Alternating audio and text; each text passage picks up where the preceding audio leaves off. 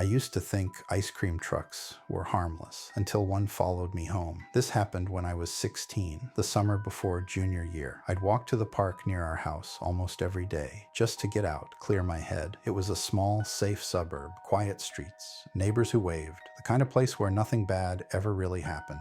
The first time I noticed the truck, I barely looked at it. Just an old white van with faded cartoon popsicles on the sides. No music playing, no kids nearby. It rolled slowly past the park and disappeared around the corner. I figured it was just late or something. The next day, it came again. Same truck, same quiet hum of the engine. No chimes. It didn't stop, just glided past the swings and basketball court like it was on autopilot. By the third day, I couldn't ignore it. Every time I walked home, it seemed to reappear, either parked at the end of a street or slowly coasting a block behind me. I even changed up my route, took side roads, doubled back. Didn't matter. It was always there. I told my parents. My dad thought I was being dramatic. They're probably just checking new routes, he said. My mom seemed uneasy, but told me to walk with a friend or bring my phone, so I started paying attention. No one ever came out to buy anything. The windows were too dark to see inside, and not once did I hear the music. Ice cream trucks don't stalk neighborhoods silently. This one did. One afternoon, I stopped mid-walk and just stared at it. The truck slowed down, parked at the corner. The engine kept running. I waited 5 minutes, 10. It never moved. I turned around and walked the long way home. I didn't look back. That night, I stayed up late watching a movie in my room. Around 10:30, I got up to close the blinds. That's when I saw it, parked across the street. No lights on, no music, just sitting in the dark like it belonged there. I froze. I didn't want to call my parents unless I was sure. I waited. It didn't move. 10 minutes passed. Then the driver's door opened. A man stepped out.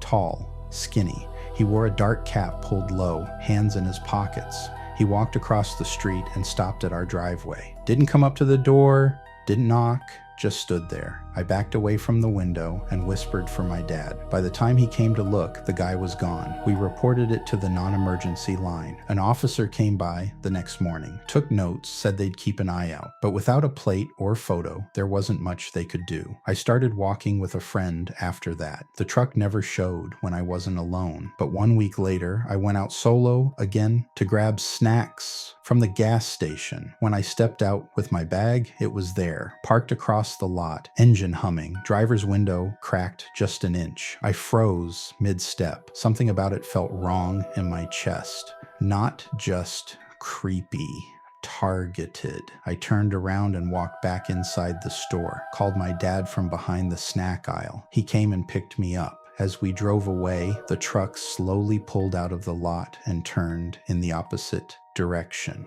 After that, I didn't leave the house alone, not once. But the worst part happened a few days later. It was late. Everyone else was asleep. I was watching YouTube in bed with my window cracked for air. Then I heard the song, that old cheery ice cream jingle, playing slowly off key, echoing down the street like it was warped by distance. I jumped up and looked out. There it was, rolling slowly past our house. For the first time, it was playing music. There were no kids outside, no customers, just the truck crawling along like it wanted me to know it was still around. It passed once. Then, 5 minutes later, it came back, this time from the other direction. That was the last time I saw it. We never found out who the man was. I filed another report, but they never located the truck. Some neighbors said they never saw it at all. Others claimed it was a different driver each week. No one could prove anything. To this day, I still wonder what would have happened if I had opened the front door that night, or if I hadn't noticed him in the driveway. But what gets to me the most, the part that never lets me rest easy, is knowing that someone used something innocent to hunt, and they knew where I lived. I got into the wrong car. I realized it too late. This happened last year. I was out with friends downtown, just bar hopping on a Friday night. Nothing crazy. We all split up around 1 a.m., and I was the last one standing, still at the last bar. I didn't feel drunk, just tired. My phone was at 3%, and I knew I had to order a ride before it died completely. I pulled up the app, requested a ride, and waited by the curb. A black sedan pulled up within 2 minutes. "Jamie?" he said. "That's me. I climbed in the back seat and closed the door. He didn't say anything else, just started driving. No music, no GPS directions. I figured maybe he was one of those quiet drivers. I appreciated the silence, but we took a weird turn right off the bat. It wasn't the usual way out of downtown. I tapped my dead phone, hoping to check the route, but it had already shut off. "Hey," I said, leaning forward, "aren't we supposed to go left on Grant?" No response. He kept driving. The car didn't have a phone mount, no dash GPS, just a dark interior, air vents humming quietly. That's when I felt the first flicker of panic. I sat back and tried the door handle. Locked. My stomach dropped. "Sorry, you're with Lyft, right?" I asked, trying to stay calm. Still nothing. He turned onto a darker street. No traffic, no lights. The buildings thinned out. I could see the train yard up ahead. He wasn't heading to any residential area. He was driving me out of the city. I gripped the armrest and leaned forward again. "Seriously, can you stop the car? This isn't the way." He didn't even look at me. Then, in a flat, almost robotic voice, he said, "It's safer this way." I don't remember deciding to do it. I just moved. I unbuckled, shoved my shoulder against the door, and kicked it with both feet. Hard. Once. Twice. On the third kick, the latch snapped open and the door swung out. I tumbled into the street and hit the pavement hard, scraping my arms and shoulder. The car braked, but I was already running. I sprinted across the street into a gas station parking lot and banged on the door until the clerk let me in. The guy behind the counter called 911. The driver didn't follow me. By the time the cops arrived, the car was long gone. I gave a report. They asked for a plate number. I didn't have one. They pulled the rideshare logs from the app. And here's the part that really messed with me. There was no ride, no record of anyone picking me up, no completed trip.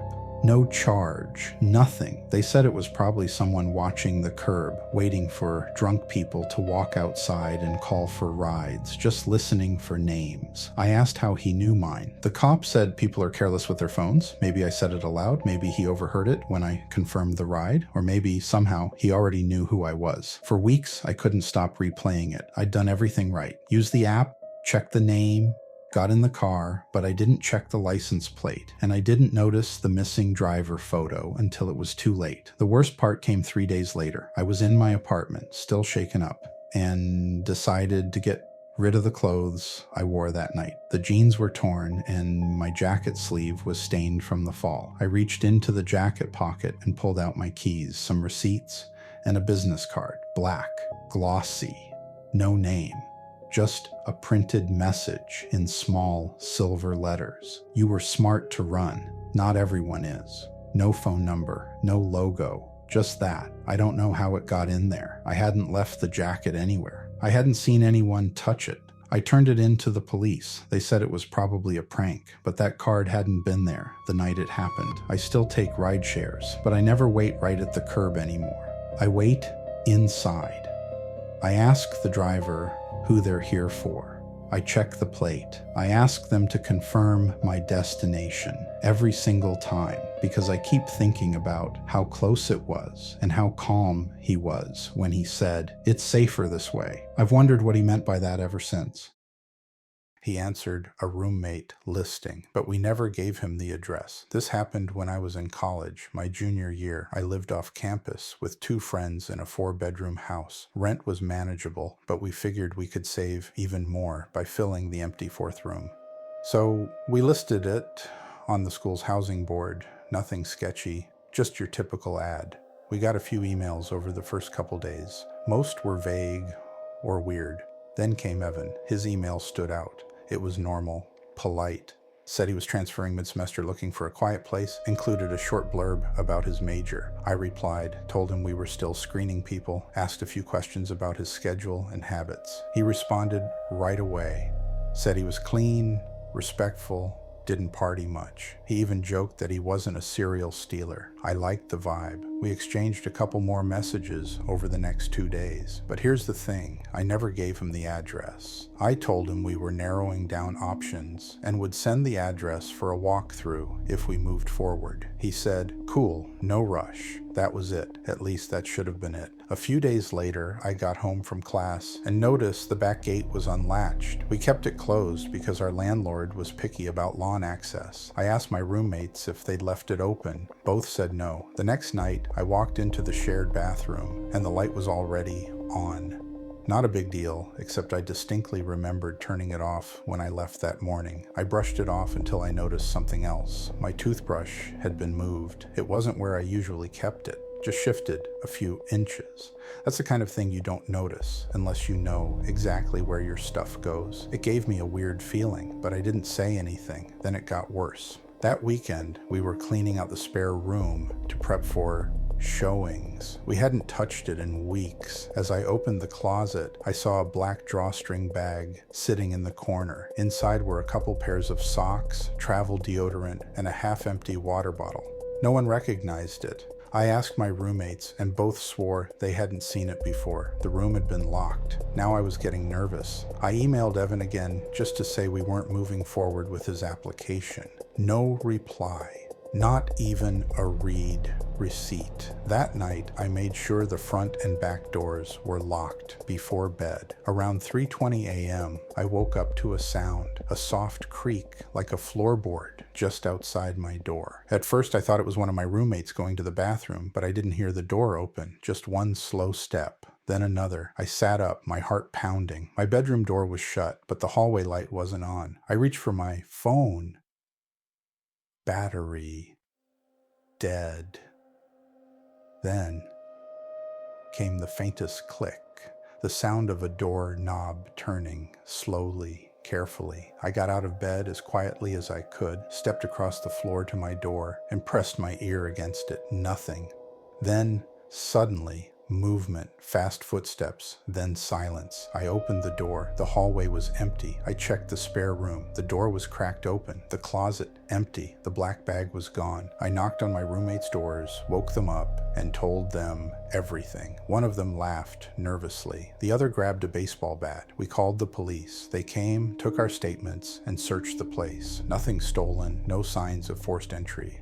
But they didn't find the bag either. I didn't sleep the rest of the night. We bought cameras the next day, put one facing the front door, another by the back patio. For a week, nothing happened. Then I checked the email thread with Evan again. I clicked View Original Message and scanned the metadata. Every message he sent was tagged with our zip code. One of them, his second reply, had pinged from a router inside our complex. Someone had used our ad to scout the property. He already knew where we lived. I took a screenshot and sent it to campus police. They told me it wasn't enough to investigate, but they logged the incident. A few nights later, the motion light in the backyard came on around 2 a.m. We reviewed the footage the next morning. A shadow moved along the side of the house. Tall, thin, never came fully into frame, just walked past the sensor and out of view. That week, I moved out. My roommates thought I was being paranoid, but I didn't care. The final straw? A month later, I was packing the last of my stuff. I pulled a jacket from my closet I hadn't worn since October, reached into the pocket, felt something smooth. It was a folded up sticky note. No name, no writing, just a hand-drawn smiley face. Black ink, perfectly centered. I still don't know how it got there. We changed the locks. I deleted the ad. I never heard from Evan again. But to this day, I don't use my real address on listings, and I never assume my room is empty just because the door is closed.